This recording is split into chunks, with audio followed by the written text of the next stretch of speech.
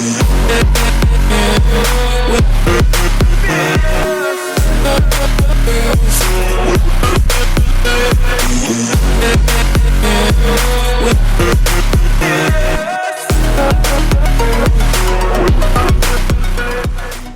everybody, welcome to my channel Programming Bit.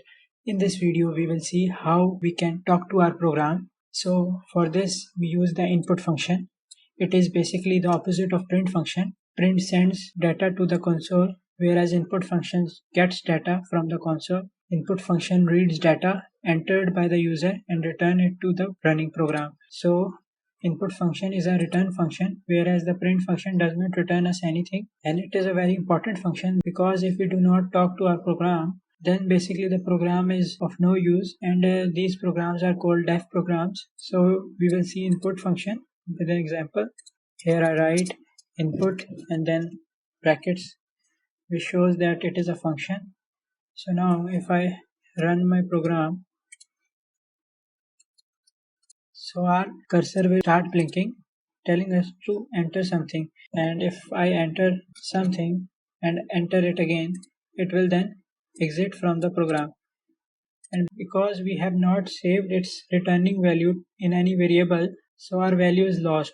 So it is important that we store its value in some variable. So x is equal to input. As we have stored the value of input in x, now we will print x to see what is in x. So here I will print x and then run it. So the cursor is blinking.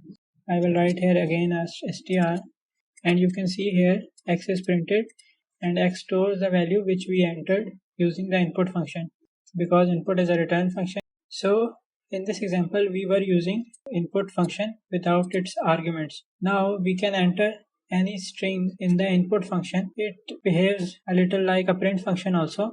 So what it does, if I write here a string enter name colon, so this enter name will come before the blinking cursor. So now if I will run it, it will show enter name and then the cursor is blinking. So now the user knows what to enter. So I will write here Python and now print it. So x is printed because what we typed input function returns it to x, and x is then printed, which is Python. So now the important part to be noted is that the input function only returns string type. So what I enter here Python, it was returned to the program as a string. So now if I change it to enter age and run it, now I will enter here age, I enter 10. So 10 is returned, but x is not of an integer type, it is of a string type. Now if I want this age in some computation, as I wanted it to multiply with 2, so y is equal to 2 multiply by x. So now I will print y. First I will enter an age, that is 10, and then I print it. So it does not return us 20 because the returned value from the input function, which was x, is not an integer, it is a string. And when we use the multiplication operator on a string with an integer, what it does, it performs replication, as we learned it before in our previous videos. So what it does, I multiply 2 with x, so it prints 2 times the string x. So if I want this to print 20, as our computation needs the age to be multiplied with 2, so what I will do here typecasting.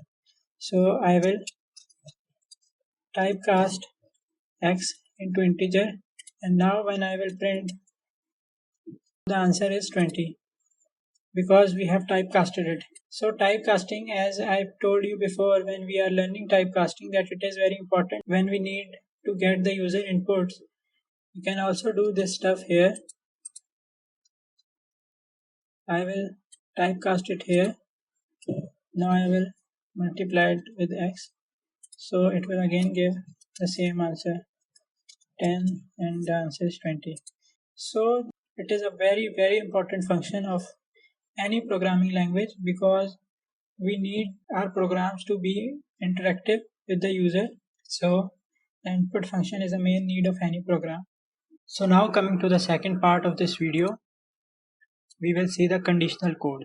So this conditional code helps us in making our program intelligent.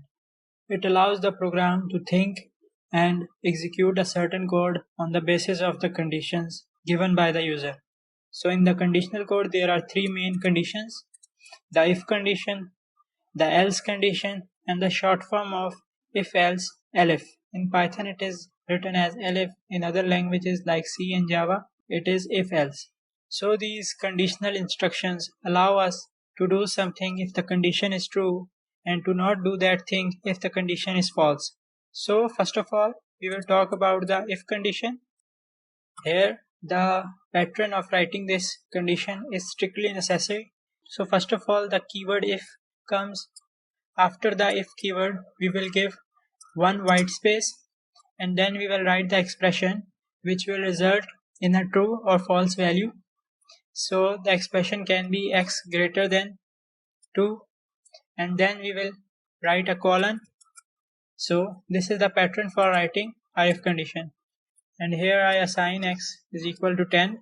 Now on the basis of value of x, this condition will give us a true value because 10 is greater than 2.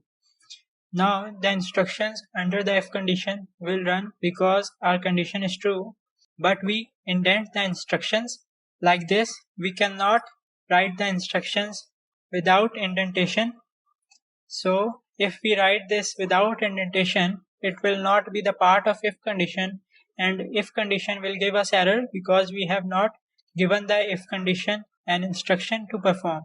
So indentation is important. It is recommended to use 4 spaces, 1, 2, 3, 4. In some text editors like Atom, the tab key is programmed for this indentation. So indentation is very important. We have to indent our instructions which we want to run if the if condition gives us a true. So now what we write here will run. We will write print and I will write if condition. So now if we run it, we will get this printed because our condition gives us a true value.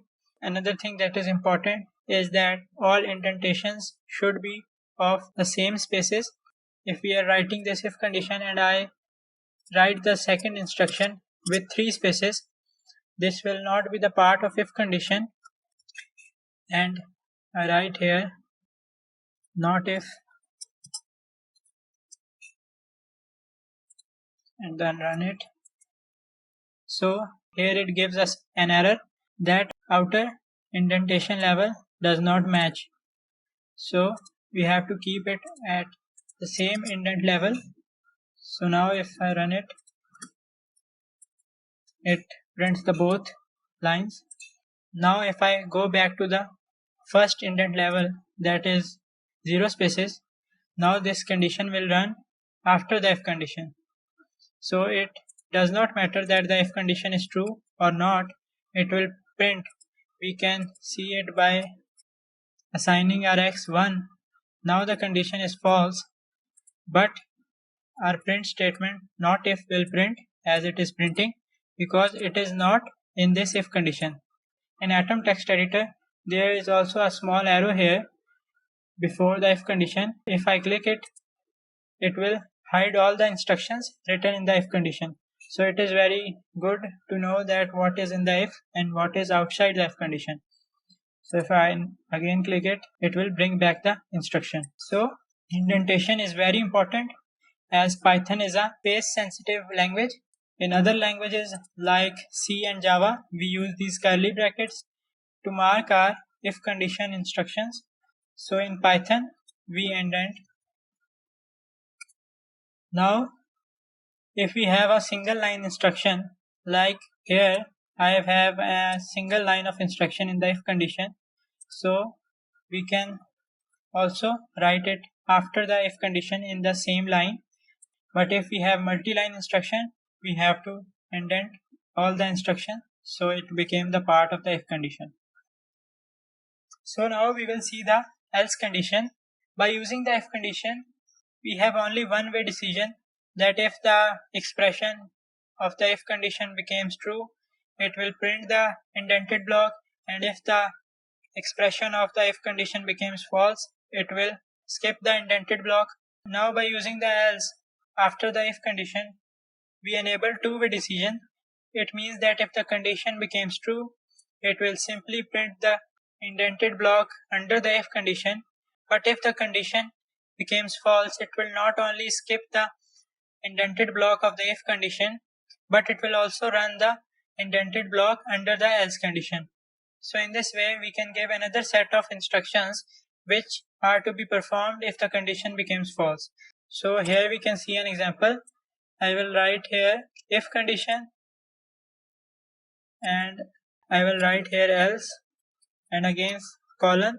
Else keyword do not have any expression in front of it because it performs its execution on the basis of the expression of the if condition. If that expression becomes false, the part of else will be executed. What we write here will be printed if the condition becomes false. So I will write here else condition. So as our x is equal to 1, this part will run. We will see it. So first it print else condition and then not if, because not if is not the part of this conditional code, it is unindented. So this else condition provides us an alternative plan. So now we will see nested if and nested if else. So first of all we will see nested if. So what nested if will do, I will remove it. If the first if condition is true, it will move and print this, and if I nest here another if, x is greater than 10 colon and print greater than 10. So first of all, if this condition is true, I will also write here greater than 2. So copy it and paste it. So now what will happen? If the first if condition is true, it will print this and print greater than 2. Now it will check the second if condition, and now if x is also greater than 10, it will print greater than 10. So this is nested if. Now if I write here 3, so this condition will be true and this will be false, so it will only print greater than 2. So you can see here, so it is greater than 2 and not if is outside the intent area. So now if I write here 11, now both conditions will be true and it will print greater than 2, greater than 10 and not if. In this way we can indent if condition in another if condition, and you have to keep in mind that this is the second level of indentation. It is 8 spaces. So now we will see the indented if else condition. I will explain this condition by giving an example. So here the first condition is that if we are hungry, I will write here hungry. This is not a true example, but for explaining it in an easy way, I am using common words. So if we are hungry and if we have money, again indenting. So if we are hungry and if we have money, we will print eat at restaurant. Now else, if we are hungry but we have no money, we will print eat at home. So this is the if part. Now we will use the else condition, and it will be if we are not hungry. So we will check if we are not hungry, if we are tired. So we will print sleep, and else, that is if we are not tired, we will print write some code. So in this way, in the if and this else condition, we have nested another if else condition, and this is the first level of indentation and this is the second level of indentation. So in this way, we can use nested if else to make our program more intelligent. Now we will see the last term of conditional code, that is elif, short form of if else. So what elif do? It gives an option of checking more than one condition. Like in the if else, we can only give one condition, and on the basis of its trueness and falseness, we can execute some codes. Now by using elif, we can check two conditions. If the first condition is true, do this. If the second condition is true, do this. And if the both conditions are not true, then execute the else part. So it gives us ability to check more than one condition. Now we will discuss it with example. I will make here a program which will check the number is large, small or medium size. So first of all, if x is less than 10, we will say that print small. So next we will use elif, and we can here again give another condition, and I will write the expression x is less than 100, and now I will print medium. And lastly, I will use the else statement. If the number is not less than 10, not less than 100, so the number is large. We will print large. And here I will print complete. I will run it. So it prints us medium and complete. Because the x is not less than 10, it is 10. So it skips this condition and it checks elif. And our x is less than 100, so it prints medium. And after printing this medium, it skips that part, and after that it print complete. Now if I write here 100, it will print large because x is not less than 100, it is 100. So now it prints large and complete. So now there is another important point, that if I make it 10 and I make it 100 and I take x is equal to 9, which satisfy both these conditions, x is less than 100 and x is less than 10. And now I also change here medium, and here I write small. So the number is less than 10 and the number is less than 100. Previously we see that if the number is less than 10, it prints small. But now we will see that it print medium. Why?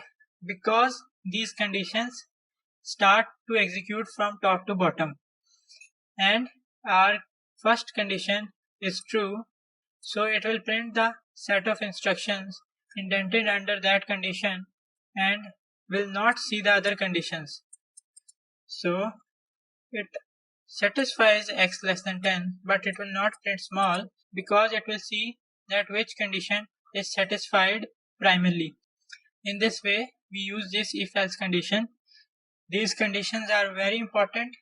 These allows the program to think and take actions on the basis of truthness and falseness.